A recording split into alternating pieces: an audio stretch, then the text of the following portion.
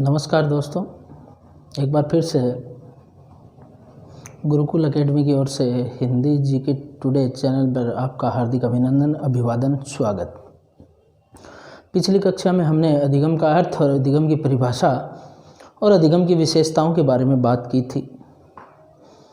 आज हम अधिगम के अंतर्गत ही रॉबर्ट गेने के जो अधिगम के प्रकार हैं उनके बारे में विस्तृत अध्ययन करेंगे। देखिए, रॉबर्ट गेने ने दी कंडीशंस ऑफ लर्निंग एक बुक लिखी।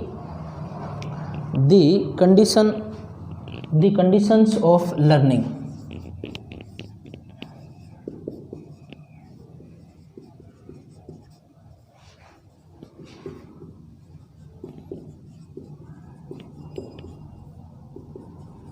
नाइनटीन 1965 में द कंडीशंस ऑफ लर्निंग एक बुक लिखी और इस बुक में अधिगम के 8 प्रकार हैं वो रॉबर्ट गेने ने बताए हैं। हालांकि रॉबर्ट गेने के ऊपर पावलोव का, थॉर्नडाइक का, वर्दिमर कोहलर कोफ्का का आदि मनोवैज्ञानिकों का प्रभाव पड़ा और उनसे प्रेरित होकर के या उनके प्रभाव पड़ने के कारण रॉबर्ट गेने ने अधिगम के प्रकार बताए हैं। आइए हम रॉबर्ट गेने के जो अधिगम के प्रकार हैं उनको डिटेल से जानते हैं।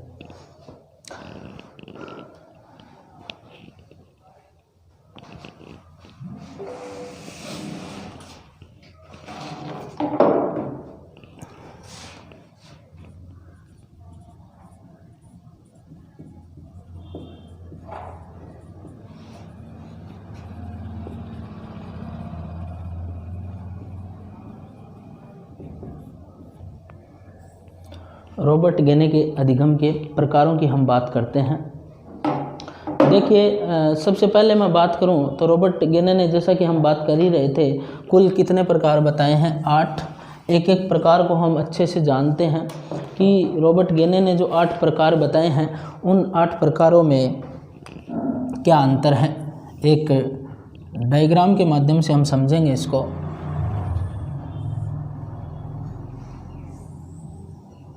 सबसे पहला जो रॉबर्ट गेने ने बताया वो बताया संकेत अधिगम। उसके बाद उसने जो बताया वो बताया उद्दीपक अनुक्रिया अधिगम। उसके बाद रॉबर्ट गेने ने बताया श्रृंखला अधिगम और श्रृंखला के बाद रॉबर्ट गेने ने जो बताया वो बताया शाब्दिक साहचर्य अधिगम। और शाब्दिक साहचर्य अधिगम के जो बाद बताया रॉबर्ट गेने ने वो बताया विभेदात्मक अधिगम। और विभेदात्मक अधिगम के बाद जो बताया वो बताया सिद्धांत या नियम अधिगम। और सिद्धांत या नियम अधिगम के बाद जो बताया वो बताया समस्या समाधान अधिगम। तो हम एक एक को जानते हैं।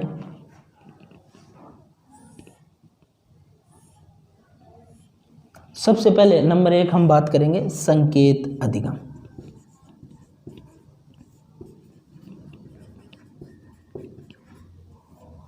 नंबर 2 उद्दीपक अनुक्रिया। उद्दीपक अनुक्रिया अधिगम। नंबर 3 श्रृंखला।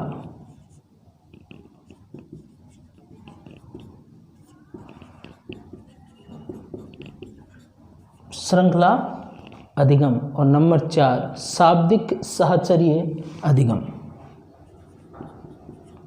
या सीधी सी हम बात करें तो शाब्दिक अधिगम।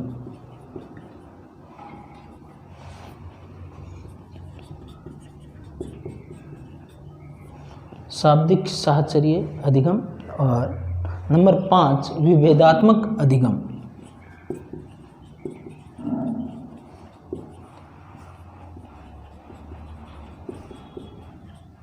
विभेदात्मक अधिगम। और नंबर 6 संप्रत्यय अधिगम।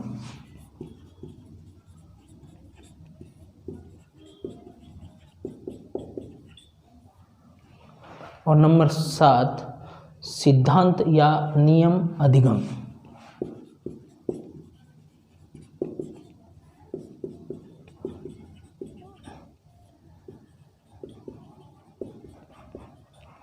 और नंबर 8 समस्या समाधान अधिगम।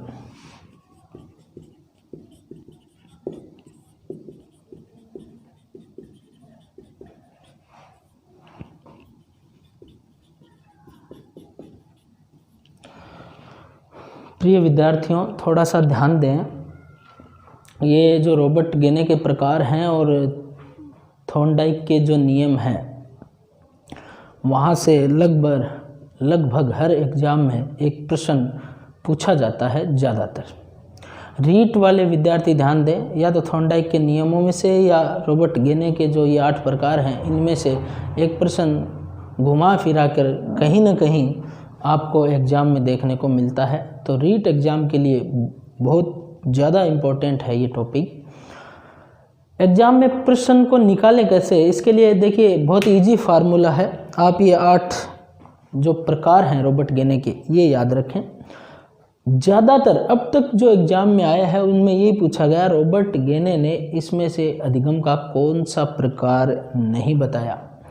3 ये दे देता है, एक अलग दे देता है।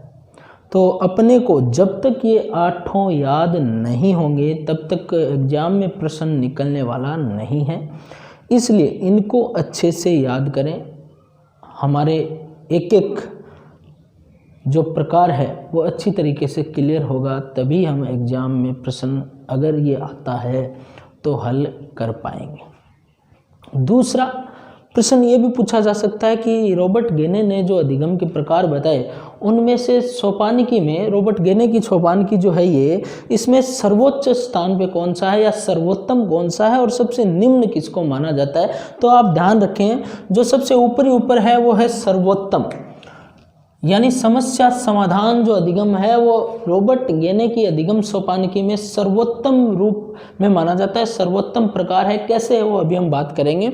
और ये जो संकेत अधिगम है, ये संकेत अधिगम निम्न है, यानी सबसे नीचे माना जाता है इस अधिगम सोपानिकी में संकेत अधिगम को। तो ये चीज़ भी आप ध्यान रखें। आइए अब हम एक एक पे डिटेल से थोड़ा सा जानते हैं। संकेत अधिगम, देखिए कुछ तो नाम से ही स्पष्ट है। संकेत अधिगम पे सबसे पहले मैं बता देना चाहूँगा आपको, संकेत अधिगम है, ये संकेत अधिगम संकेत के माध्यम से ही बालक को सिखाता है। जैसे इशारा करके, वस्तु पकड़ के, इशारों में जो बच्चे को सिखाया जाता है, यानी संकेत से जो बच्चा समझ जाता है वो संकेत अधिगम या संकेत के द्वारा सिखाना ही संकेत अधिगम कहलाता है। जैसे बहुत ही अच्छा एग्जाम्पल है, रोड की लाइटों के बारे में आपको बताना है तो लाल, हरी और पीली बत्ती के बारे में बच्चे को बता दिया जाएगा। संकेत, उनका क्या संकेत होता है उसके बारे में बता दिया जाएगा, सिखा दिया जाएगा, और वही बताना या सिखाना संकेत अधिगम है। थोड़ा सा ये भी ध्यान दें, इस संकेत अधिगम पे पावलोव के शास्त्रीय अनुबंधन सिद्धांत है उसका प्रभाव देखने को, या मैं कहूँ पावलोव का शास्त्रीय अनुबंधन सिद्धांत का प्रभाव है वो संकेत अधिगम पे देखने को मिलता है। तो ये भी पूछा जा सकता है संकेत अधिगम में अधिगम का कौन सा सिद्धांत है वो लागू होता है। तो पावलोव का शास्त्रीय अनुबंधन सिद्धांत या पावलोव का क्लासिकी सिद्धांत है वो संकेत अधिगम पे लागू होता है। दूसरा देखिए, मैं बात करूं उद्दीपक अनुक्रिया की, तो थॉर्नडाइक का उद्दीपक अनुक्रिया सिद्धांत आप लोगों ने पढ़ा होगा, नहीं पढ़ा है तो थोड़ा सा जाने, मैं आपको बता देता हूं, हालांकि हम डिटेल से इसकी चर्चा करेंगे। उद्दीपक अनुक्रिया थॉर्नडाइक के सिद्धांत के अनुसार मैं बात करूं तो आपके दिमाग में आ रहा होगा इसके ऊपर थॉर्नडाइक का प्रभाव पड़ा, क्योंकि उद्दीपक अनुक्रिया सिद्धांत थॉर्नडाइक का सिद्धांत है तो थॉर्नडाइक का प्रभाव पड़ा। उद्दीपक ही वह तत्व है, उद्दीपक ही वह तत्व है जो अनुक्रिया करने पर महत्व देता है। उद्दीपक होगा तभी अनुक्रिया होगी। थॉर्नडाइक ने उद्दीपक के रूप में मछली के मांस का टुकड़ा भूखी बिल्ली के सामने बंद पिंजरे के सामने रखा। ये मान लीजिए आप, बिल्ली ने मछली के मांस के टुकड़े को देख करके अनुक्रिया करनी शुरू की। जब उसने अनुक्रिया करनी शुरू की तो अचानक से सरकंडे पे पांव लगा। सरकंडे पे पांव लगते ही दरवाज़ा खुला, बिल्ली ने आकर के मछली के मांस का टुकड़ा प्राप्त कर लिया। यानी उद्दीपक ही वह तत्व है, गेने का क्या मानना है, उद्दीपक ही वह तत्व है जो अनुक्रिया करने के लिए प्रेरित करता है। तो उद्दीपक, अनुक्रिया, अधिगम। नंबर 3 में बात करूं श्रृंखला अधिगम। देखिए श्रृंखला अधिगम, इसको क्रम अधिगम भी बोलते हैं, क्योंकि क्रम में सीखना। श्रृंखला अधिगम को हम एक श्रृंखला के रूप में ले सकते हैं। जैसे फॉर एग्जाम्पल आप समझिए, विषय वस्तु को आपको समझना है, इजी वे में मैं बता रहा हूँ। अगर विषय वस्तु बहुत ही क्लिष्ट है, कठिन है, तो उस विषय वस्तु को आप छोटे छोटे टुकड़ों में बांट लीजिए और फिर एक एक टुकड़े को याद कीजिए, श्रृंखला या क्रम में आप सीख जाओगे। रॉबर्ट गेने क्या कहता है श्रृंखला के बारे में? रॉबर्ट गेने का मानना है कि एक क्रम में सिखाया जाए या एक क्रम में अधिगम हो, श्रृंखला में अधिगम हो। जैसे कोई बच्चा साइकिल चलाना सीख गया, साइकिल के बाद मोटरसाइकिल चलाना सीख जाएगा, मोटरसाइकिल के बाद कार चलाना, ये एक श्रृंखला अधिगम है।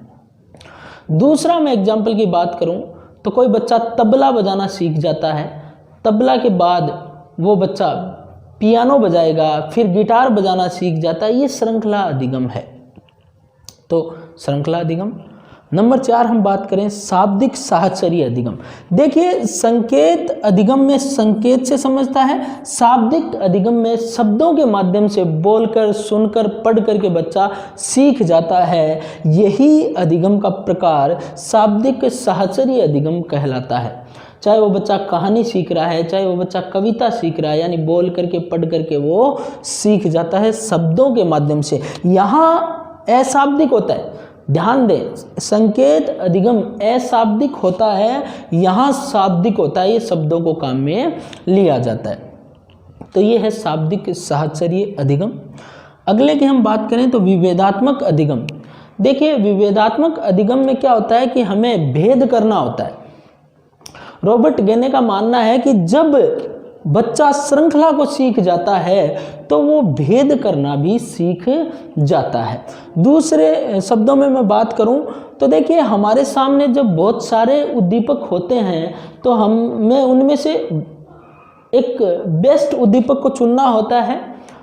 यूँ नहीं समझ पा रहे तो आप मान लीजिए एग्जाम में हमारे सामने बहुविकल्पिक प्रश्न जो आते हैं, हमारे सामने बहुत सारे विभेद होते हैं, बहुविकल्प प्रश्न, और उनमें से सही उत्तर कौन सा है उसको जो हमें चुनना है वो विभेदात्मक अधिगम है। और यहाँ रॉबर्ट गेने ये मानता है कि बच्चा जब श्रृंखला अधिगम को सीख जाता है तो श्रृंखला अधिगम सीखने के बाद वो बच्चा क्या करता है, विभेद करना भी सीख जाता है कि ये त्रिभुज है, ये आयत है, ये वर्ग है। तो इस प्रकार से बच्चा है वो जान जाता है, और ये जानना ही क्या है, विभेदात्मक अधिगम कहलाता है। अगले प्रकार की हम बात करें तो संप्रत्यय अधिगम। देखिए संप्रत्यय अधिगम है, इसमें पूर्व अनुभवों को काम में लेते हुए बच्चा सीख जाता है, ये संप्रत्यय अधिगम कहलाता है। पूर्व ज्ञान और पूर्व जो अनुभव है बच्चे का, उसके आधार पे जो बच्चा सीखता है वो सीखना संप्रत्यय अधिगम कहलाता है। अगला अधिगम के प्रकार की हम बात कर रहे थे रॉबर्ट गेने के, तो सिद्धांत या नियम अधिगम। देखिए नाम से ही स्पष्ट है कि बच्चा नियमों को समझ जाता है।